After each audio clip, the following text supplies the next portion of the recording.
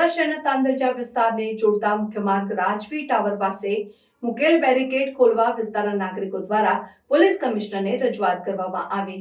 તાંદલજાને જોડતો મુખ્ય રસ્તો ઓલ્ડ પાદરા રોડથી જેપી પોલીસ સ્ટેશન તાંદલજા ગામ તરફ જતો રસ્તો મુખ્ય રસ્તો છે। આ રસ્તો વડોદરા શહેરનું અસ્તિત્વ આવ્યું ત્યારથી આજ દિન સુધી ચાલતો આવતો રસ્તો છે અને આ રસ્તાના કારણે સમગ્ર તાંદલજા વિસ્તારના લોકોનું મુખ્ય રસ્તાઓ સાથેનું જોડાણ ચાલતું આવેલ છે। જે રસ્તો આશરે 100 વર્ષ કરતાં વધુ જૂનો રસ્તો છે અને હાલમાં આજરોજ તારીખ 4 એપ્રિલ 2025ના રોજ રાત્રિના 1 વાગ્યા પછી જ્યારે તમામ લોકો ઊંઘી ગયા હોય ત્યારે ચોર ચોરી કરવા આવે છે તે રીતે સદર ઓપી રોડથી તાંદલજાને જોડતો મુખ્ય રસ્તા દીવા ઉપર બેરિકેડ કરી બંધ કરી દેવામાં આવ્યો છે, જેના કારણે વિસ્તારની અવરજવરમાં અડચણ ઊભી થયેલ છે અને અવરજવર ખોરવાઈ ગયો છે, જેના કારણે અવરજવરમાં ખૂબ જ મુશ્કેલીનો સામનો કરવો પડી રહેલ છે અને ના છૂટકે લોકોને મજબૂરીમાં રોંગ સાઈડથી જવા માટે મજબૂર થયા છે, જેના કારણે એક્સિડન્ટ થવાની સંભાવના ખૂબ જ વધી ગઈ છે।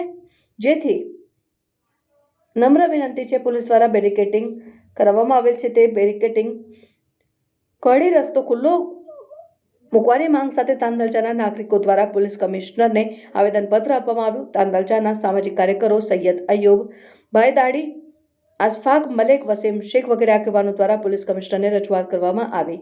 રિપોર્ટર આરિફ સૈયદ સાથે ઇબ્રાહિમ તૈડીવાલા। અમે અત્યારે કમિશનર ભવન આવેલા છે અને રાજવી ટાવરના રસ્તા માટે આવેલા છે।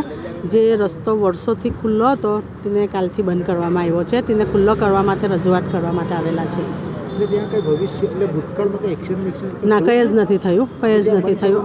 પબ્લિકને ભટકાવવાનું કારણ છે, પબ્લિકને ગેરમાર્ગે દોરવાનું કારણ છે, કેમ કે ત્યાંથી તાંદલજાની હજારોની પબ્લિકનો અવર જવર થાય છે, તો પબ્લિકને એક જાતની હેરાનગતિ કરવા માટે રસ્તો બંધ કરવા માટે આ રસ્તો બંધ કરવાથી તાંદલજા પબ્લિકને તકલીફ પડે। હા, બિલકુલ, કેમ કે રસ્તો બંધ કરે એટલે તાંદલજાની પબ્લિકને આવવા જવા માટે તકલીફ તો પડવાની જ છે, એટલે એક જાતની પબ્લિકને હેરાનગતિ કરવા માટે આ રસ્તો બંધ કરવામાં આવ્યો છે। તમારી માંગણી શું છે? અમારી માંગણી એક જ છે કે રસ્તો ખુલ્લો કરો, નહીં તો પછી અમે ત્યાં આંદોલન કરીશું। પટેલ સાબેરા।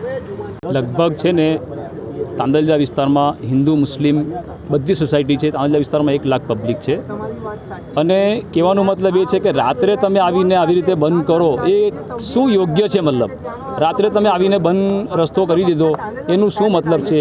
આજે અમે પોલીસ કમિશનર શ્રીને રજૂઆત કરવા આવ્યા છે। આજે જો હલ નહીં થાય તો એ રસ્તો અમે લોકો ખુલ્લો કરી લઈશું। આ ચેતવણી છે।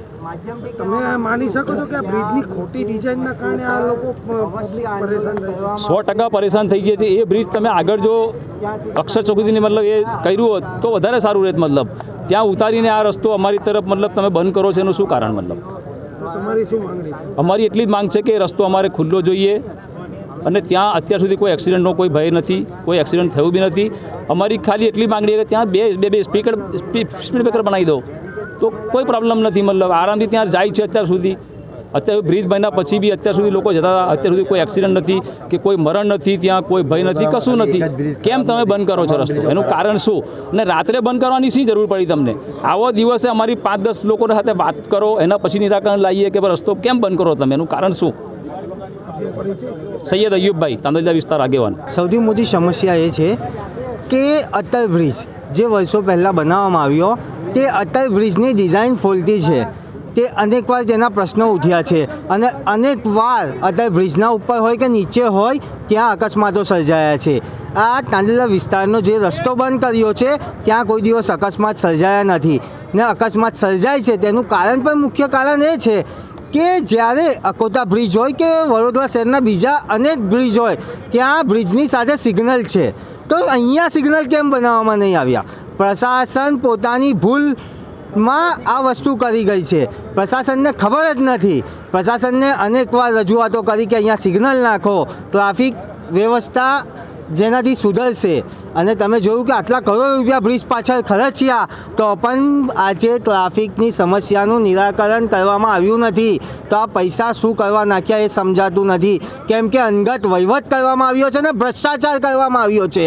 અને તાંદલજા વિસ્તારનો જે રોડ છે તે અત્યારે બ્રિજ અસ્તિત્વમાં નહોતું, તેના પહેલાં રોડ અસ્તિત્વમાં હતો તો તે રોડ બંધ કરવામાં આવ્યો છે। આગળ 2 બીજા રોડ છે, ટર્નિંગ છે, તે બંધ કરવામાં નહીં આવ્યા અને ફક્ત ને ફક્ત તાંદલજા વિસ્તારના નાગરિકોને મુસીબતમાં નાખવા માટે આ રોડ બંધ કરવામાં આવ્યો છે. કેમ કે રોજની અવર જવર ત્યાંની વાત કરીએ તો 50,000થી 70,000 લોકો અવર જવર કરતા હોય અને આ રસ્તો બંધ કરવામાં આવે તે યોગ્ય નથી બેરિકેડ મારીને.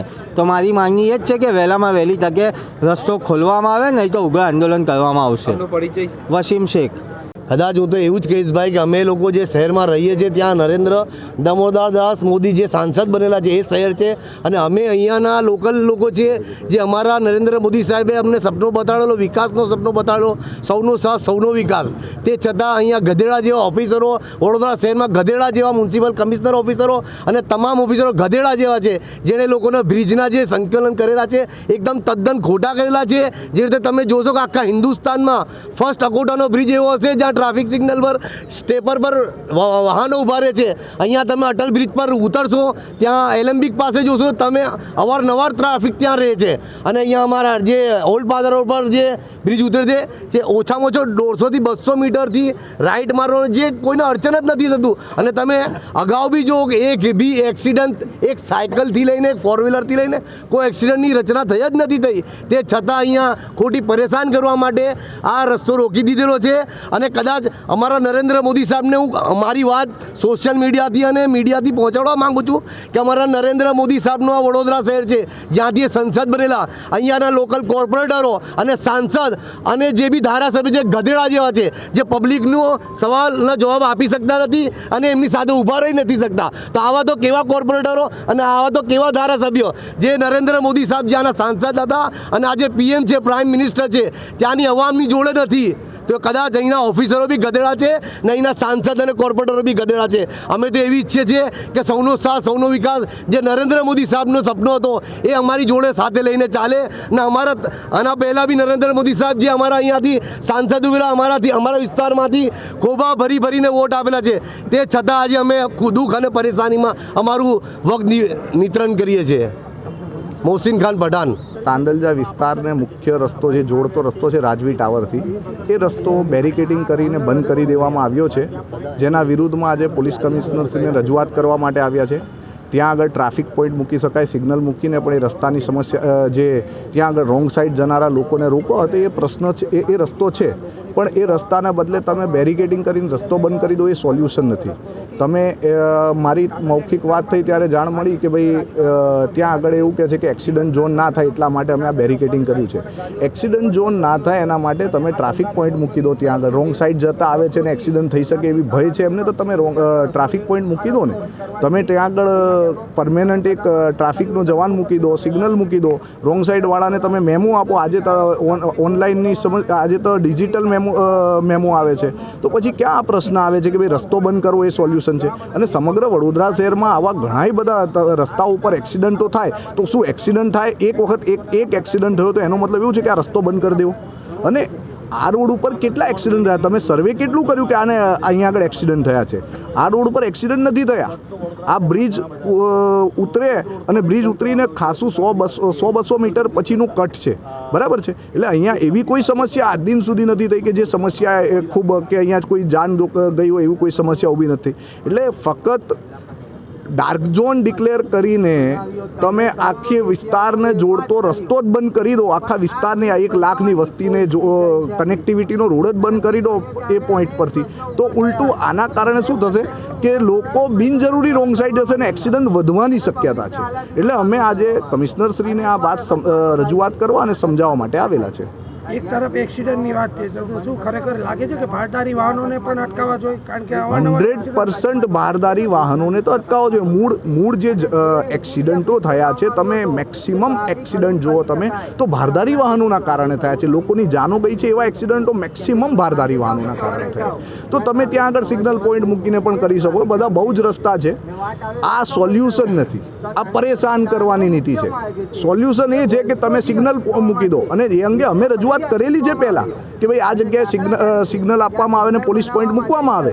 તો પોલીસ પોઈન્ટ મૂકો અને સિગ્નલ મૂકો તો ક્યાં પ્રશ્ન આવવાનું છે? આ જગ્યાએથી તમે ત્યાં આગળ સિગ્નલ મૂકી દો ને રાજવી ટાવર ઉપર આ બાજુથી એન્ટ્રીનો સિગ્નલ, પેલી બાજુ જવાનો સિગ્નલ, દરેકને એ કરો તો ત્યાં આગળ ટ્રાફિક મેનેજમેન્ટ બહુ જ સારી રીતે થઈ શકે છે. રસ્તો બંધ કરવો એ ત્યાંનું સોલ્યુશન નથી. અશફાક મલિક.